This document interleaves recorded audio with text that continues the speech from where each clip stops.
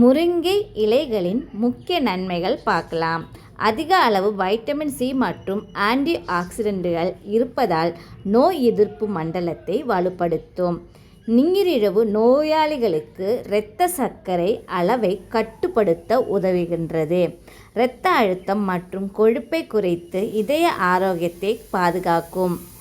Calcium, phosphorus போன்ற சத்துக்கள் எலும்புகளை வலுப்படுத்தி ஆஸ்டியோபோரோசிஸ் போன்ற நோய்களை தடுக்க உதவும். இதில் புரதம், வைட்டமின்கள் அதாவது vitamin A, vitamin C, vitamin E மற்றும் தாதுக்கள் நிறைந்துள்ளன.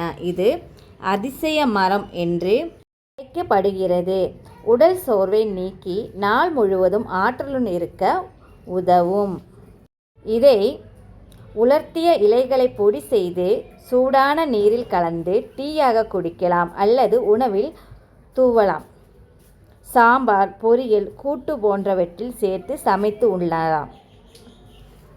டீ வடிவில் அருந்துவது கூடுதல் பலன்களை தரும்.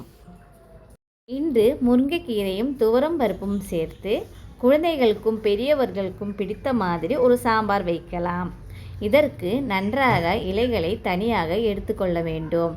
அடுத்தது ஒரு பாத்திரத்தில் துவரம்பருப்பு நன்கு கழுவி கொதிக்கின்ற நீரில் போட வேண்டும். சாம்பாருக்கு தேவையான சின்ன வெங்காயம் மற்றும் தக்காளி எடுத்துக்கொள்ள வேண்டும். துவரம்பருப்பு நன்கு வெந்ததுக்கு பிறகு சுத்தமாக தோல் எடுத்து கழுகி வைத்திருக்கும் வெங்காயம் மற்றும் தக்காளியை சேர்த்து கொள்ள வேண்டும்.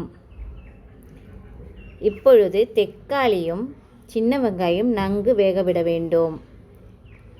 பருப்புடன் சேர்ந்து தக்காளியும் சின்ன வெங்காயம் வெந்ததுக்கு பிறகு பருப்பு, தக்காளி, வெங்காயம் வெந்துடுச்சு. இப்போ நம்ம என்ன பண்ண போகிறோம்னா நன்றாக கழுகி வைத்திருக்கும் முருங்கை இலையை சேர்க்க போகிறோம். முருங்கை இலை நமக்கு தேவையான அளவு நம்ம சேர்த்துக்கலாம். சரியா? முருங்கை இலை சேர்த்ததுக்கப்புறம் நல்லா கிளறி விடுங்க. ஒரு 5 நிமிஷத்துலேயே நல்லா கொதி வந்துடும். நல்லா கொதிச்சதுக்கப்புறம் ஒரு மிக்ஸி ஜார் எடுத்துக்கோங்க. அந்த மிக்ஸி ஜாரில் அரை மூடி தேங்காய், ஒரு ஸ்பூன் ஜீரகம், ஒரு 3 பச்சை மிளகா நான் எடுத்திருக்கேன். உங்களுக்கு காரம் வேணும்னா ஒரு 5 பச்சை மிளகா கூட எடுத்துக்கலாம். எடுத்துட்டு இப்போ மிக்ஸி க்ளாஸ் பண்ணி அரைச்சி எடுத்துடலாம்.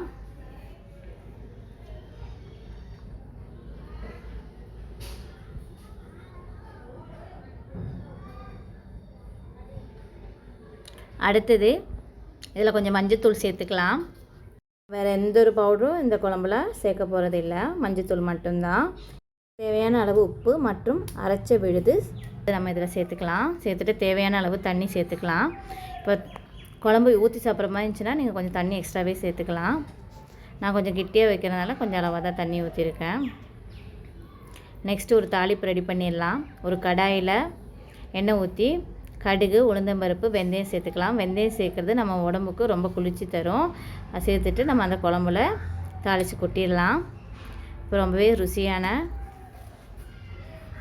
முருங்கைக்கீரை துவரம்பருப்பு சாம்பார் ரெடி ஆகிடுச்சு. ஒரு டைம் நீங்களும் பண்ணி பாருங்கள். தேங்க்ஸ் ஃபார் வாட்சிங். பாய்.